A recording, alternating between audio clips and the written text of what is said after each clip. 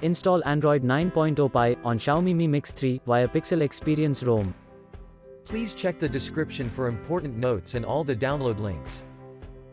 First download ROM and GApps packages, then transfer the downloaded files to the phone storage, link is in the description below.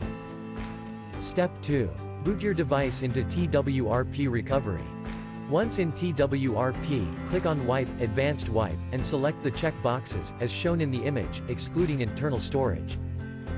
Step 4. Swipe the button to wipe the device. Step 5. Go back to the recovery main screen, and tap on the Install button.